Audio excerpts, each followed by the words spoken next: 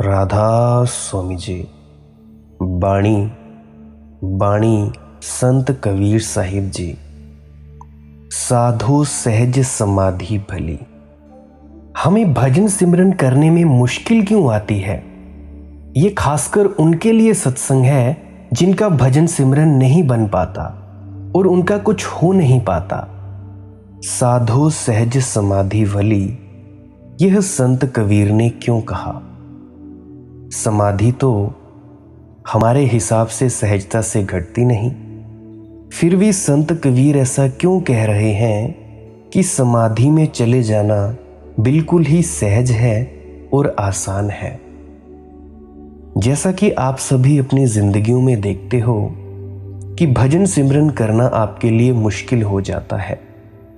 जब भी आप भजन सिमरन के लिए बैठते हैं, कभी आपकी टांगें दुखने लगती हैं, कभी आपके पैर सुन्न हो जाते हैं, कभी आपके पांव पर कीड़ियां चलने लग पड़ती हैं, कभी इधर के ख्याल आने लगते हैं तो कभी उधर के ख्याल आने लगते हैं।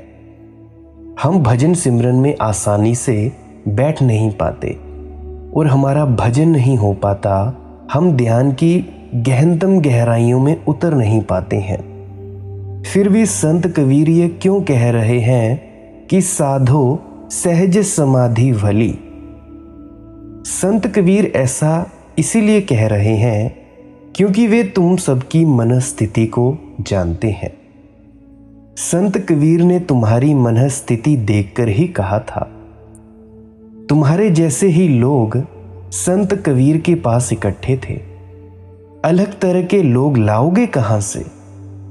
दो ही तरह के लोग हैं, ज्ञानी हैं, अज्ञानी हैं।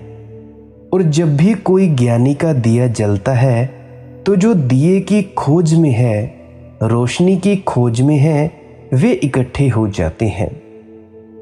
तुम ही बुद्ध के पास थे, तुम ही महावीर के पास थे और तुम ही कबीर के पास थे। तुम्हारे जैसे ही लोग इस पूरी सत्संग वीडियो के बीच में और अंत में हम ये भी जानेंगे कि हम ध्यान की गहनतम गहराइयों में कैसे उतर सकते हैं। हमारा जिनका भजन सिमरन नहीं बनता, उनका भजन सिमरन कैसे बने? तो चलिए आगे बढ़ते हैं। तुमसे ही कहा था संत कबीर ने, साधो सहज समाधि भली। किसी और से नहीं कहा। अगर किसी और से कहा होता तो मैं तुम्हें समझाता ही नहीं, फायदा ही क्या? अगर किसी और को कहा था तो तुमको समझाने की क्या जरूरत है? तुमसे ही कहा था। उस बार तुम चूक गए, सोचता हूं शायद इस बार समझ जाओ। और क्यों कहा था साधो सहज समाधि भली? क्योंकि तुम सबके मन में ये ख्याल है कि समाधि बड़ी कठिन बात है। कठिन ही नहीं, असंभव। और ये ख्याल तुमने ही पैदा कर लिया है। कोई ज्ञानी नहीं कहता कि समाधि कठिन बात है, यह तुमने ही पैदा कर लिया है। यह तुम्हारी ही तरकीब है। तुमने जो काम नहीं करना है उसको तुम असंभव कहते हो। जिससे तुम बचना चाहते हो उसे तुम कठिन कार्य कहते हो। जिस तरह तुम्हें जाना ही नहीं उस तरह तुम कहते हो यह होने वाला ही नहीं। ये बड़ा मुश्किल है, ये अपने बस के बाहर है। जो बस के बाहर है वही हम करें। यह तो बस के बाहर है मोक्ष, निर्वाण, आनंद और सचखंड की प्राप्ति। सुख तो मिल नहीं रहा हमें, आनंद कैसे मिलेगा? यह तो असंभव है। हमें तो सुख खोज लें। यह परम धन मिलेगा नहीं मिलेगा, सांसारिक धन ही नहीं मिल पा रहा है। पहले तो हम इसे खोज लें। क्षुद्र पर ही हाथ नहीं आ रहे, विराट पर कैसे आएंगे? क्षुद्र का ही द्वार नहीं खुल रहा, चाबी नहीं लग रही, विराट का द्वार कैसे हमसे खुलेगा? कठिन है, असंभव है। ऐसे तुम स्थगित कर देते हो। इस तरकीब से तुम टाल देते हो। तुम ध्यान रखना इस बात का कि जब तुम किसी चीज को कठिन कह देते हो, मुश्किल कह देते हो, तो तुम्हारे प्रयोजन क्या है? आखिर क्यों तुम कठिन कहते हो किसी चीज को? वस्तुतः कठिन है या तुम बचना चाहते हो उस चीज से, या तुम कहते हो अभी समय मेरा नहीं आया, अभी मुझे करना नहीं है, इसीलिए कठिन कहते हो। मेरे पास लोग आते हैं, वे कहते हैं शांति चाहिए। उनसे मैं कहता हूं थोड़ा ध्यान करो, ध्यान में डूबो। वे कहते हैं समय नहीं है। अशांति के लिए समय है और शांति के लिए समय नहीं। और शांति चाहिए, मुफ्त चाहिए, कोई दे दो। प्रसाद में नहीं बंटती हो, शांति प्रसाद में कहीं नहीं बंटती जो मिल जाए। हाँ, अशांति जरूर प्रसाद रूप में मिल जाती है। तुम घर से बाहर निकलो तो सही, तुम अपना मोबाइल फोन उठाओ तो सही, यूट्यूब खोलो तो सही, फेसबुक खोलो तो सही, व्हाट्सएप खोलो तो सही, पूरी दुनिया की अशांति पता नहीं कहां कहां से तुम्हारे पास आ जाएगी। शांति कोई लड्डू नहीं जो फ्री में बंटती है। सारी दुनिया की अशांतियां फ्री में मिल जाती हैं। इन्हीं लोगों को जो कहते फिरते हैं कि हमारे पास समय नहीं है, इन्हीं लोगों को मैं सिनेमा में बैठता देखता हूँ, इन्हीं लोगों को मैं होटल में बैठते देखता हूँ। यही ताश खेलते हैं, यही मोबाइल फ़ोन में घंटों इंस्टाग्राम चलाते हैं, घंटों ही सीरियल्स देखते हैं यूट्यूब पे, बिग बॉस देखते हैं। इनको ही तुम घर में बैठे देखो, उसी अखबार को तीसरी बार पढ़ रहे हैं, सुबह 2 बार पढ़ चुके हैं, अब कुछ काम नहीं है उसी को फिर पढ़ रहे हैं, बार बार ईमेल्स चेक करे जा रहे हैं, व्हाट्सएप चेक करे जा रहे हैं। इनसे तुम कभी मिलो घर पर तो इनसे पूछो कि क्या कर रहे हैं, तो कहते हैं कि क्या करें, समय नहीं कटता। और जब इनसे कहो कि ध्यान करो तो ये सज्जन जो समय नहीं कटता, जो ताश खेल खेल कर समय काट रहे हैं, सिनेमा देख देख कर समय काटते हैं, 1000 तरह की मूर्खताएं करके समय काटते हैं, अचानक उनके मुंह से एकदम निकलता है समय नहीं है। और ऐसा नहीं कि वे सोचकर कह रहे हो, ये हो ही कैसे सकता है कि समय ना हो, क्योंकि समय तो सभी के पास बराबर है। 24 घंटे से ज्यादा ना तो बुद्ध के पास है, ना तो बाबा जी के पास है, ना तुम्हारे पास है और ना कम है। अगर 24 घंटे में ही कोई बुद्धत्व को उपलब्ध हो गया तो तुम भी 24 घंटे में ही उपलब्ध हो सकते हो। और तुम ये आशा मत करो कि तुम्हें कोई 25वां अतिरिक्त घंटा दिया जाएगा तब तुम बुद्धत्व को उपलब्ध हो जाओगे, सचखंड के वासी हो जाओगे। 24 ही घंटे हैं और तुम सोचते हो कि क्या कर रहे हो तुम। 8 घंटे कम से कम सोते हो तुम सब। अगर ध्यान में सच में ही उत्सुकता है और जगह से ना काट सको, नींद में से 1 घंटा काट सकते हो? नहीं, लेकिन नींद में से कैसे काटोगे? 6 घंटे दफ्तर में रहते जाओगे, 5 घंटे, 2-4 घंटे खाना पीना, दफ्तर आने जाने में लग जाते हैं। बाकी समय का क्या कर रहे हो?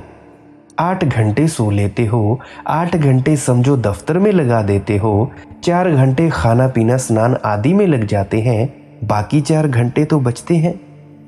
4 घंटे भी मैं नहीं कहता हूं 1 घंटा काफी है। 1 घंटा भी तुम्हारे पास नहीं है तो फिर कौन फिल्म देख रहा है? सिनेमा घरों के बाहर जो लाइन लगी रहती है उनमें कौन खड़ा है? यूट्यूब पे जो फालतू की वीडियोस चली रहती हैं, इंस्टाग्राम पे रील्स स्वाइप कर रहे हो, वो कौन कर रहा है? मैं तुम्ही को देखता हूँ। ताश कौन खेल रहा है? अखबारें कौन पढ़ रहा है? टीवी कौन देखता है? टेलीविज़न कौन देख रहा है? होटलों में बैठकर गपशप कौन कर रहा है? क्लब्स में जाकर कौन बैठा है? कौन वहाँ पे बैठा है? रंगारंग प्रोग्राम्स में जागरण में कौन जा रहा है? और जब भी मैं तुमसे पूछता हूं तो तुम कहते हो समय नहीं है। तुम्हें होश भी नहीं है कि तुम क्या कर रहे हो। तुम टाल रहे हो। तुम बात ये कह रहे हो कि समय है ही नहीं, इसीलिए करने का कोई सवाल न रहा, जिम्मेवारी समाप्त हुई। अशांति पैदा करने के लिए तुम्हारे पास 24 घंटे हैं, शांति पैदा करने के लिए तुम्हारे पास 1 घंटा नहीं है। परमात्मा को लोग कहते हैं बहुत कठिन है। तुमने ही कहानियां गढ़ ली हैं। तुम ही कहते हो कि जन्मों जन्मों का पाप जब कटेगा तब परमात्मा मिलेगा। जब बाबा जी महाराज चाहेंगे तब हमें परमात्मा की प्राप्ति होगी। बाबा जी अगर भजन सिमरन के लिए बैठाएंगे तब हम बैठेंगे। क्या बाबा जी ने आप सभी का ठेका ले रखा है कि भाई तुम्हें डंडा लेकर पीछे दौड़ें और बोलें कि भाई बैठो? नहीं भाई नहीं। किस नासमझ ने तुमसे कहा है? तुम ही अपने शास्त्र बना लेते हो। तुम बड़े कुशल हो। अगर जन्मों जन्मों का पाप कटने में उतना ही समय लगेगा जितने में तुमने पाप किया, तब तो परमात्मा कभी भी नहीं मिलेगा। जन्मों जन्मों से तुम पाप कर रहे हो, जन्मों जन्मों तक काटने में लगेगा। अगर इसको हम मध्य बिंदु समझ लें तो अतीत एक अनंतता है, क्योंकि कभी कोई जगत का प्रारंभ तो हुआ नहीं। तुम सदा से ही हो और पाप कर रहे हो, और आधा समय तो तुमने पाप में बिता दिया, अब आधा समय तुम काटने में बिताओगे। परमात्मा मिलेगा कैसे? कब मिलेगा? और जब तुम अपने पाप काट रहे हो तब भी तुम पाप करना बंद कर दोगे क्या? इस बीच भी तो पाप जारी रहेंगे, कर्म तो लगते ही रहेंगे। कुछ तो करोगे, उनका कर्म बंद होता रहेगा। तब तो छुटकारा कभी नहीं दिखाई पड़ता। नहीं नहीं, ये तुमने ही सिद्धांत गढ़ लिए हैं अपने को समझाने के लिए, अपने को बेवकूफ बनाने के लिए।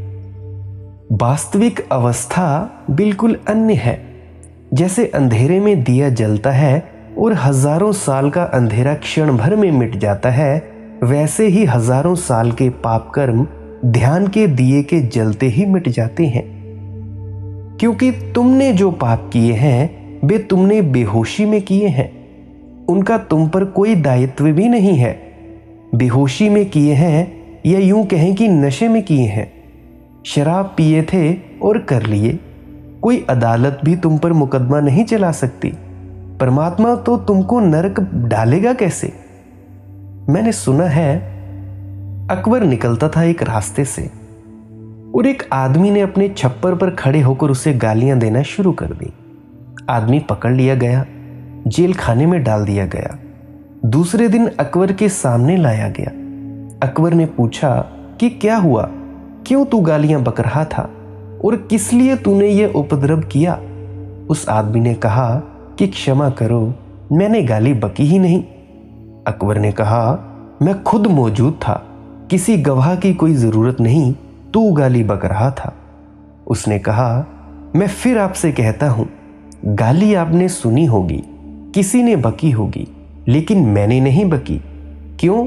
क्योंकि मैं शराब पिए था, मुझे होश ही ना था। क्या करोगे इस आदमी को? अकबर ने कहा, अगर होश ही ना था तो छोड़ दो, आगे से थोड़ा होश रखने का ख्याल रख। गाली देने के लिए जिम्मेदारी खत्म हो गई, होश ही ना हो। छोटे बच्चों को अदालत भी दंड नहीं देती, क्योंकि उन्हें होश नहीं है। शराबी को अदालत भी छोड़ देती है, क्योंकि क्या करोगे? पागल को कोई अदालत दंड नहीं देती। वह हत्या भी कर दे तो भी उसको क्या दंड दिया जा सकता है? उसे पता ही नहीं वह क्या कर रहा है। तुम जन्मों जन्मों में तुमने जो किया है उसका तुम्हें पता है? या तो तुम बच्चे हो, या शराब में हो, या पागल हो। नींद में तुमने किया है। सपना था तुम्हारा अतीत, उसी सपने को हम माया कहते हैं। माया का अर्थ ही यही है कि तुमने जो भी किया है वह सपने के बराबर है। उसका कोई मूल्य नहीं है। उसका उतनी देर ही मूल्य है जब तक तुम जागे नहीं हो। रात सपना देखते हो, जब तक जागे नहीं तब तक सपने में मूल्य है। तुमने एक आदमी की हत्या कर दी है और तुम घबरा गए और भाग रहे हो और बच रहे और छिप रहे हो जंगलों पहाड़ों में, और तभी सपना टूट गया। अब तुम क्या करोगे? छिपोगे? डरोगे कि पुलिस कहीं पकड़ ना ले? तुम सिर्फ हंसोगे। तुम कहोगे सपना टूट गया, सपने में हत्या की थी, सपने में ही भाग रहा था। माया का केवल अर्थ इतना है कि सोए हुए तुमने सारे कृत्य किए हैं। सोए हुए ही तुम उनसे बचने की कोशिश कर रहे हो। और सारी साधना का सूत्र एक है कि तुम जाग जाओ, जागृता अवस्था में आ जाओ। जागते ही सोए हुए तुमने जो किया है वह व्यर्थ हो जाता है। वह सपने से ज्यादा नहीं है। लेकिन तुम्हारी तरकीबें हैं। तुम कहते हो कि जब तक अनंत जन्मों के पाप ना कटेंगे तब तक कैसे ज्ञान होगा। ज्ञान कहीं तत्क्षण हो सकता है। और मैं तुमसे कहता हूं, ज्ञान जब भी होता है तत्क्षण ही होता है। ज्ञान कोई क्रमिक प्रक्रिया नहीं है कि धीरे धीरे होता है। तुम जब सुबह जागते हो तो धीरे धीरे जागते हो नहीं। एक क्षण पहले नींद थी और एक क्षण बाद होश है। दोनों के बीच में कोई ऐसी जगह होती है जब तुम कह सको कि आधा होश है, आधा होश नहीं है। क्यों? क्योंकि अगर आधा होश भी है तो भी नींद टूट गई। अगर तुम कहो कि जरा सा होश है, बाकी नींद है, तो भी नींद टूट गई। क्योंकि जिसको इतना भी पता है कि जरा सा होश है वह जाग गया। ऐसी ही घटना घटती है अंतस के लोक में। तुम जाग जाते हो एक सेकंड में, एक क्षण में। लेकिन तुम कहते हो असंभव, कठिन, मुश्किल। तुम कहते हो मैं पापी, मुझसे कैसे होगा। मैंने बड़े बुरे कर्म किए हैं, मैं कैसे परमात्मा को पा सकता हूं। सभी ने कर्म किए हैं और सभी ने बुरे कर्म किए हैं। क्योंकि बेहोशी में कोई अच्छे कर्म कर ही कैसे सकता है। पाप से परमात्मा को पाने में कोई बाधा नहीं है। जब तक तुमने परमात्मा को नहीं पाया है तब तक पाप जारी ही रहेगा। परमात्मा से पाप में बाधा पड़ती है, पाप से परमात्मा में बाधा नहीं पड़ती। और अगर पाप से परमात्मा में बाधा पड़ जाए तो पाप बड़ा हो गया और परमात्मा छोटा हो गया। पाने योग्य भी ना रहा, 2 कौड़ी का हो गया। फेंक दो उसे कचरे घर में। जब प्रकाश आता है तो अंधेरे में बाधा पड़ती है, अंधेरे से प्रकाश में बाधा नहीं पड़ती। दिया जला, अंधेरे में बाधा पड़ सकती है, लेकिन क्या तुम अंधेरा ला सकते हो बाहर से टोकरियों में भरकर और दिए पर पटक सकते हो कि दिया बुझ जाए अंधेरे से? तुम अंधेरा कैसे टोकरियों में लाओगे? तुम दिए के पास अंधेरे को ना ला सकोगे। कोई उपाय नहीं है। तुम्हारे ध्यान के पास कभी पाप नहीं आता और ध्यान बाधा बनता है पाप में। भजन सिमरन बाधा बनता है पाप कर्म करने में। पाप बाधा नहीं बनता ध्यान में। लेकिन तुम बड़े होशियार हो, तुम अपने को बचाने की कोशिश करने में लगे हो। इसीलिए तुम कहते हो कि जी बड़ा कठिन है। फिर कठिन है तो बड़े कठिन मार्ग तुम निर्मित करते हो। जहां एक कदम रखकर पहुंचा जा सकता है वहां तुम हजारों मील की यात्रा करके पहुंचते हो। वह भी पोस्टपोन करने का, स्थगित करने का उपाय है। तुम कहते हो पूजा करेंगे, प्रार्थना करेंगे, सेवा करेंगे, यज्ञ करेंगे, क्रियाकांड करेंगे, तब कहीं पहुंचेंगे। इससे कुछ संबंध नहीं पहुंचने का। यह तुम करते रहो, इससे कुछ लेना देना नहीं पहुंचने का। यह तुम जन्मों जन्मों तक करते ही रहे हो। इसीलिए संत कबीर जैसे लोग जिन्होंने जान लिया वो कहते हैं साधो सहज समाधि भली। व्यर्थ ही असहज मत बनो, व्यर्थ ही शीर्षासन करके खड़े मत हो जाओ। इससे कुछ हल नहीं है। व्यर्थ के उपक्रम मत करो। बड़ी सीधी है बात, सीधा है सत्य, होना भी चाहिए। असत्य तिरछा है, आड़ा टेढ़ा है। सत्य तो सीधा और सरल है। सत्य तो बिल्कुल पास है, परंतु असत्य दूर है। सत्य में तो कोई उलझन भी नहीं है। सिर्फ तुम्हारे मन भर उलझा हो तो उलझन दिखाई पड़ती है। मन सुलझ जाए, सत्य बिल्कुल साफ है। अगर तुम्हारा शीशा ही हिल रहा हो, अगर तुम ही हिल रहे हो और शीशा स्थिर है तो भी तुम्हें ऐसे दिखाई पड़ेगा कि भाई शीशा हिल रहा है। सदा से असत्य उलझा हुआ है और सत्य सुलझा हुआ है। तो संत कबीर कहते हैं, साधो सहज समाधि भली। सहज समाधि का अर्थ क्या है? सहज समाधि का अर्थ है तुम उठो, बैठो, चलो, जियो, यही तुम्हारी जीवन साधना बन जाए। इससे अन्यथा कुछ करने की जरूरत नहीं। तुम उठो तो होश से, चलो सो होश से, बैठो तो होश से, जागृता अवस्था में चलो। तुम बाजार में रहो भला, लेकिन स्मरण परमात्मा का बना रहे बस। मंदिर जाने से कुछ हल नहीं है, क्योंकि मंदिर भी जाकर क्या होगा अगर स्मरण बाजार का बना रहा, अगर सुमिरन बाजार का बना रहा और वैसा ही बना रहता है, कोई फर्क नहीं पड़ता। मैंने एक सूफी कहानी सुनी है, आपको भी सुनाता हूं। सुना है कि एक आदमी बहुत भक्त था एक सूफी फकीर का, लेकिन उसकी पत्नी बड़ी अधार्मिक थी। ना तो कभी धर्म चर्चा सुनती, न संतों के दर्शन को जाती, न मंदिर पूजा प्रार्थना मस्जिद, इससे कुछ लेना देना नहीं था उसे। पति बहुत चिंतित था कि किसी तरह पत्नी भी धार्मिक हो जाए। तो उसने अपने गुरु को कहा कि मैं तो थक चुका, अब आप ही एक दिन आए, शायद आप ही उसे जगा सके। गुरु हंसा, लेकिन निमंत्रण दिया था तो वह दूसरे दिन सुबह आया।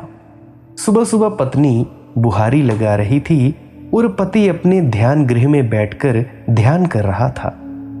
उस सूफी फकीर ने कहा कि तुम्हारी पति ने मुझे निमंत्रण दिया है तो मैं आ गया हूं सुबह सुबह। मैं तुमसे पूछता हूं कि तुम ध्यान में क्यों उत्सुक नहीं हो? वह पत्नी हंसने लगी। उसने कहा, आप समझकर भी पूछ रहे हैं? मैं आपसे कहती हूं कि मेरे पति को बाहरी चीजों से हटाओ और ध्यान में लगाओ। सूफी हंसने लगा।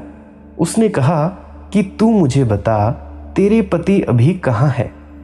उस पत्नी ने कहा कि मेरे पति इस समय बाजार में है और एक जूते की दुकान पर जूता खरीद रहे हैं और चमार से उनका झगड़ा हो गया है और मारपीट की नौबत आ गई है।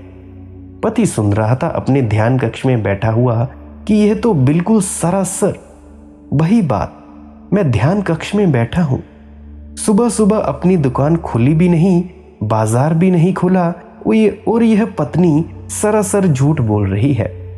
वह भागा हुआ बाहर आया। उसने कहा, मैं घर में मौजूद हूं। गुरु से कहा, देख लें इसको, यह क्या अवस्था मेरी कर रही है। यह कह रही है कि बाजार अभी खुला नहीं, चमारों की दुकानें अभी बंद है और मैं यहां ध्यान कर रहा हूं और यह कह रही है कि चमार की दुकान पर। उस फकीर ने कहा कि तुम आंखें बंद करो और ठीक से देखो, क्योंकि मैं भी मानता हूं तुम्हारी पत्नी ठीक है। तब तो वह बड़ा घबराया। उसने आंख बंद की और उसने गौर किया तो उसने पाया कि पत्नी ठीक कह रही है। जूते फट गए हैं और वह कल रात से सोच रहा है कि बाजार खरीदने जाना है। तो ऐसे बैठा था ध्यान करने, माला फेर रहा था, लेकिन वह माला हाथ में ही फिर रही थी। भीतर कल्पना में वह बाजार पहुंच गया था और उस मोची की दुकान पर जूते खरीद रहा था। मोल भाव हो रहा था और झगड़ा बढ़ गया। वह बहुत ज्यादा दाम मांग रहा था और वह कम बता रहा था और फजीहत हो गई ज्यादा और एक दूसरे की गर्दन को पकड़ लिया। और जब इस पत्नी ने बताया फकीर को, तब वह गर्दन को पकड़े ही था, मारपीट होने के करीब ही थी। तुम अपने मंदिर में बैठकर भी चमार की दुकान पर हो सकते हो, तुम चमार की दुकान में होकर भी मंदिर में हो सकते हो, लेकिन मंदिर में होने का सवाल नहीं है। सवाल तुम्हारे चित्त के गुण का है, तुम्हारे सुमिरन का है, तुम्हारे स्मरण का है। तुम कहाँ हो ये सवाल नहीं है, तुम क्या हो वही सवाल है। तुम दुकान पर बैठो, लेकिन स्मरण यानी सुमिरन परमात्मा का रहे। तुम रास्ते पर चलो, लेकिन स्मरण परमात्मा का रहे। तुम भोजन करो, लेकिन स्मरण परमात्मा का रहे। तुम बिस्तर पर सो, लेकिन सुमिरन परमात्मा का रहे। परमात्मा का सुमिरन यानी स्मरण धीरे धीरे रोए रोए में समा जाए। और अगर परमात्मा को मानना कठिन हो, जो कि बहुत लोगों के लिए कठिन है, वह भी तुमने कठिन बना रखा है मानना, क्योंकि मानेंगे तो फिर खोजना पड़ेगा, मानेंगे तो फिर बदलना पड़ेगा। इसीलिए अधिक लोग नास्तिक हैं। नास्तिकता का कुल इतना ही अर्थ है कि हम मानते ही नहीं, इसीलिए झंझट ही नहीं खोज की। फिर जो हम कर रहे हैं वो ठीक है, इससे अन्यथा कुछ हो ही नहीं सकता, तो मानते भी नहीं हो। मानने की कोई जरूरत भी नहीं है। नास्तिक तो अगर तुम तो परमात्मा का स्मरण मत करो, अपना स्मरण करो। असली सवाल स्मरण का है, किसका ये भी सवाल नहीं है। राम का, रहीम का, कृष्ण का, बुद्ध का ये भी सवाल नहीं है, अपना ही करो। एक अंग्रेज कवि हुआ टेनिसन, और उसने अपने संस्मरण में एक बड़ी अनूठी बात लिखी है। उसने लिखा है कि मैं छोटा बच्चा था और मुझे घर में जल्दी सोने भेज दिया जाता। घर के लोग तो देर तक जागते, लेकिन बच्चे को जल्दी भेज देते। मुझे नींद ना आती और कोई उपाय ना था, और अंधेरे में मुझे डर भी लगता। अंधेरा कर देते कमरे में और दरवाज़ा बंद कर देते और कहते कि सो जाओ बेटा, और सोना पड़ता। और नींद ना आती और अंधेरे में भूत प्रेत दिखाई पड़ते और डर भी लगता।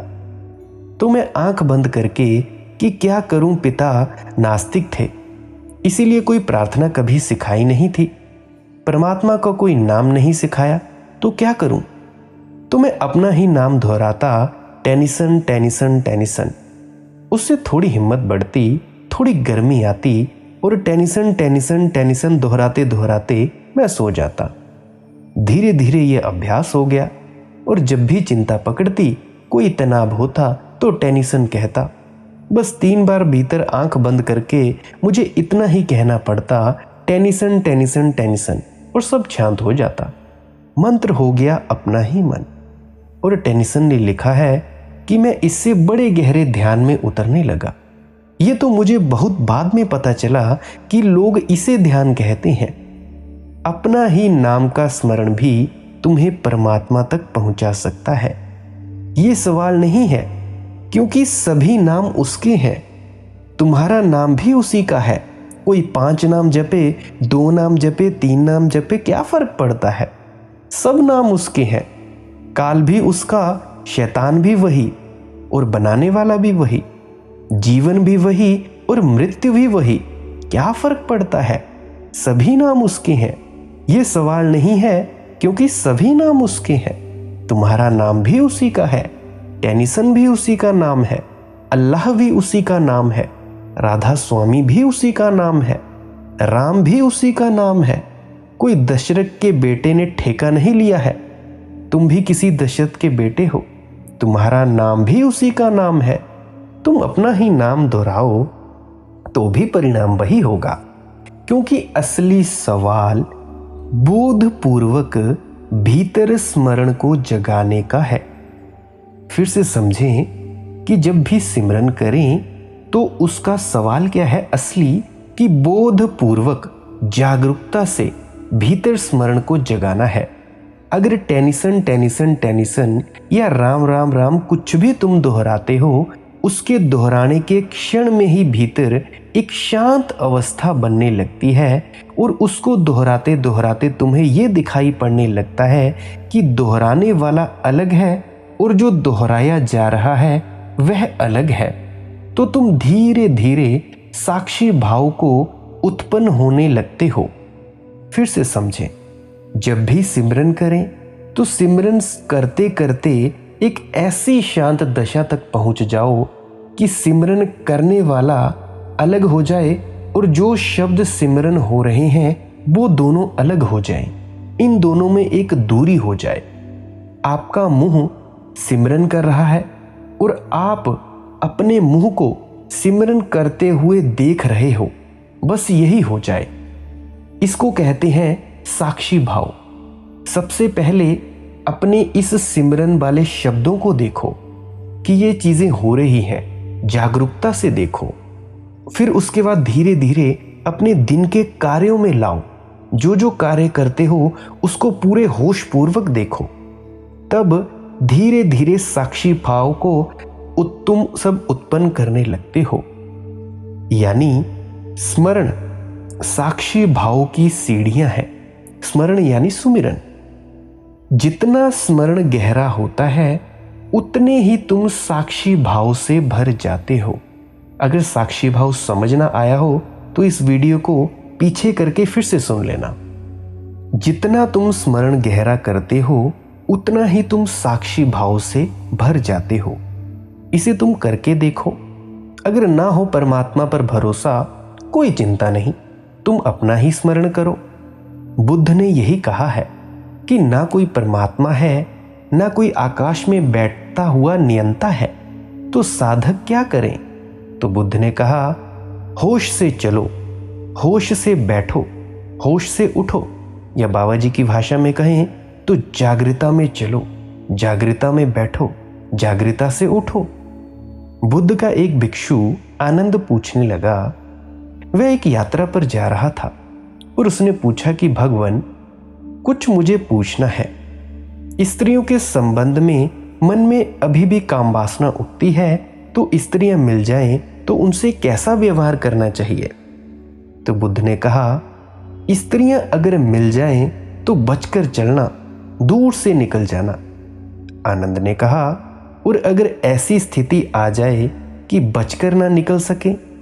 तो बुद्ध ने कहा, आंख नीचे झुकाकर निकल जाना। आनंद ने कहा, और यह भी हो सकता है कि ऐसी स्थिति आ जाए कि आंख भी झुकाना संभव ना हो। समझो कि कोई स्त्री गिर पड़ी हो और उसे उठाना पड़े, या कोई स्त्री कुएं में गिर पड़ी हो और जाकर उसको सहारा देना पड़े, या कोई स्त्री बीमार हो, ऐसी स्थिति आ जाए कि आंख बचाकर भी चलना मुश्किल हो जाए, तो उस समय क्या करें? तो बुद्ध ने कहा कि छूना मत। और आनंद ने कहा, अगर ऐसी अवस्था आ जाए कि छूना भी पड़े? तो बुद्ध ने कहा कि जो मैं इन सारी बातों से कह रहा हूं उसका सार कह देता हूं। छूना, देखना, जो करना हो करना, परंतु होश रखना पूरा, जागृता अवस्था रखना पूरी। इन सारी बातों में मतलब वही है। स्त्री से बचकर निकल जाना तो भी होश रखना पड़ेगा, स्त्री को बिना देखे निकल जाना तो भी होश रखना पड़ेगा। बेहोशी में तो आंख स्त्री की तरफ अपने आप चली जाती है, बेहोशी में तो पैर स्त्री की तरफ चलने लगते हैं, विपरीत नहीं जाते। बेहोशी में तो भीड़ में स्त्री को धक्का लगाने के लिए शरीर तत्पर हो जाता है। बचकर निकलना तो दूर, अगर स्त्री बचकर निकलना चाहे तो भी उसको बचकर निकलने देना मुश्किल हो जाता है। बेहोशी में तो स्त्री को छूने का मन होता है। इसीलिए बुद्ध ने उस समय कहा कि फिर मैं तुझे सार की बात कहे देता हूं। ये तो गौण बातें थीं, लेकिन उन सब गौण बातों में वही धागा अनसुयूत था। जैसे माला के मनकों में धागा एक सूत होता है, मनके दिखाई पड़ते हैं, धागा दिखाई नहीं पड़ता, और वह है होश। संत कबीर उसको सुरति कहते हैं। और जिस व्यक्ति का होश सध जाए फिर उसे कोई असहज क्रम नहीं करना पड़ता उल्टा सीधा। संत कबीर कहते हैं, ना तो मैं नाक बंद करता, ना आंख बंद करता, ना उल्टी सीधी सांस लेता, ना प्राणायाम करता, ना उल्टा सिर पर खड़ा होता, ना शीर्षासन करता, कुछ भी नहीं करता। सिर्फ होश को संभाल कर रखता हूं, सिर्फ सुरति को बनाए रखता हूं। बस सुरति का दिया भीतर जलता रहता है और जीवन जीवन पवित्र हो जाता है। सुरति का दिया भीतर जलते जलते एक ऐसी घड़ी आती है जब निष्कंप हो जाता है। उस घड़ी का नाम समाधि है। शुरू शुरू में सुरति का दिया कामता है। पुरानी वासनाओं के झोंके आएंगे, पुरानी आदतों के झोंके आएंगे, पुराने संस्कार के झोंके आएंगे। बहुत बार दिया झुकेगा, कंपेगा, लो कंपित होगी। जीवन भीतर चंचल रहेगा। भान कभी रहेगा, कभी छूटेगा, कभी होश संभलेगा, कभी कहीं नहीं संभलेगा, कभी गिरोगे, कभी उठोगे। शुरू शुरू में तो स्वाभाविक है। तो सुरति की दो स्थितियां हैं। जब भीतर की चेतना कंपती रहती है, उस स्थिति का नाम है ध्यान या भजन सिमरन करना। और जब भीतर की चेतना अकंप हो जाती है, उस स्थिति का नाम है समाधि।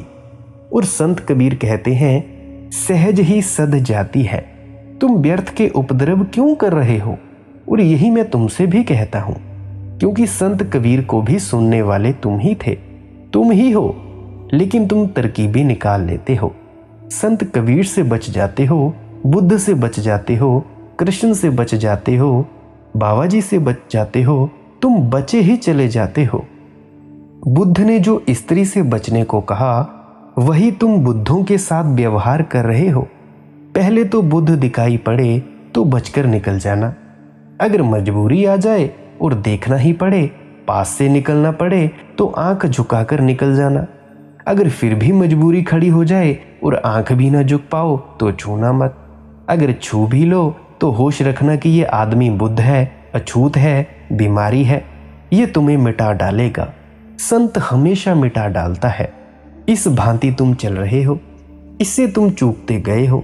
और जितना तुम चूकते हो उतना ही तुम सोचते हो कठिन होगा, कठिन होगा, तभी तो हम चूक रहे हैं। तुम चूक रहे हो चालाकी से। सत्य कठिन नहीं है, तुम्हारी चालाकी बड़ी जटिल है। भजन करना कठिन नहीं है, ध्यान समाधि में उतरना कठिन नहीं है, पर तुम ही बड़े चालाक हो जो बैठना ही नहीं चाहते, जो नहीं चाहते कि तुम्हारे विचार रुकें। शांत हो तुम्हारा हृदय प्रेम से भरे। गुरु प्यारी साध संगत जी, मुझे आशा है कि अभी जो मैंने जो भी कहा, इससे आप समझ पाए होंगे कि आप ध्यान में उतर क्यों नहीं पा रहे हैं, आप भजन सिमरन क्यों नहीं कर पा रहे हैं। और आपको ये भी समझ आ गया होगा कि भजन सिमरन में उतरने के लिए क्या करना है, हमें ध्यान समाधि में उतरने के लिए क्या करना है। सिंपल सा सूत्र है, विटनेस बने रहो, उसके लिए साक्षी भाव बने रहो, जागृता अवस्था बनाए रखो और हर चीज को होश पूर्वक करो। अगर आपका कोई प्रश्न हो तो आप पूछ सकते हैं कमेंट सेक्शन में, या टेलीग्राम पे सर्च कर सकते हैं मालिक की मोट सत्संग, वहां पे भी पूछ सकते हैं। अगर आपको इस सत्संग से थोड़ी सी भी कुछ महत्वपूर्ण जानकारी सीखने को मिली हो, जानने को मिली हो, और आप इसे अपनी ज़िंदगी में अप्लाई करके अच्छा अनुभव करेंगे, तो मैं चाहता हूं कि आप अपने मित्रों परिजनों की भी मदद करें। क्या पता आपके द्वारा उनकी मदद हो जाए और उनकी आध्यात्मिक अड़चनें दूर हो जाएं। आप उनकी मदद कर सकते हैं, आप एक सहयोगी बन सकते हैं उनके लिए, ताकि उनकी आध्यात्मिक अड़चन दूर हो जाए। उन तक इस वीडियो को शेयर ज़रूर करें और सब्सक्राइब ज़रूर करें इस चैनल को, ताकि निजी अनुभव और वाणी के माध्यम से आपको आध्यात्म के छोटे से छोटे पहलू की भी समझ आए। और आप सभी कमेंट सेक्शन में राधा स्वामी ज़रूर लिखें। आपने इतना कीमती वक्त दिया, इस वीडियो को इतने अंत तक सुना, इसके लिए मैं बहुत बहुत आभारी हूँ। अंत में आपके भीतर बैठे परमात्मा को प्रणाम करता हूँ। मेरा प्रणाम स्वीकार करें। राधा स्वामी जी।